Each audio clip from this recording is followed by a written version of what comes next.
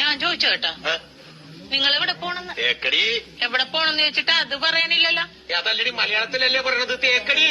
നല്ല സൗകര്യമില്ല. ഇംഗ്ലീഷിലല്ലല്ലോ പറഞ്ഞത്, മലയാളത്തിലല്ലേ പറഞ്ഞത്. പറഞ്ഞാൽ നിനക്ക് മനസ്സിലാക്കിയിട്ട് ഞാൻ എന്ത് ചെയ്യാനാണ്? നിങ്ങൾ എവിടെ പോണ? തേക്കടിയെന്ന്.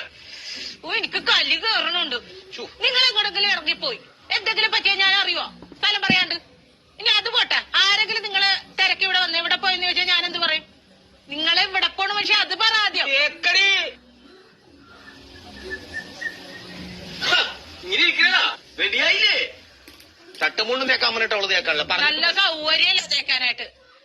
പോണ സ്ഥലം ഇതുവരെ പറഞ്ഞില്ലല്ലോ. എടാ, ഒരു 100 വട്ടം ഞാൻ ഇയാളോട് ചോദിച്ചു എവിടെ പോണെന്ന്. അതൊക്കെ അയാൾ തുണി നാക്കണ കാര്യം പറയണല്ലാതെ പോണ സ്ഥലം പറയണില്ല. എനിക്കും പറ്റൂല. ഇയാൾക്കാ പറയാൻ കഴിയില്ല. നീ എങ്കിലും ഒന്ന് പറയാം എവിടെ പോണത്. തേക്കടി. ആഹാ, അത് കൊള്ളാലോ. ദേ ഒരു കാര്യം ഞാൻ പറഞ്ഞേക്കാം, എന്റെ കെട്ടിയൻ എന്നെ ഇടിപൊടിന്ന് വിളിക്കും. എന്ന് വെച്ച് കണ്ടവന്മാര് വീട്ടിൽ കയറി ഒന്ന് ഇടിപൊടിന്ന് വിളിച്ചിട്ടില്ല, അടിച്ച കാരണം വിളിക്കും.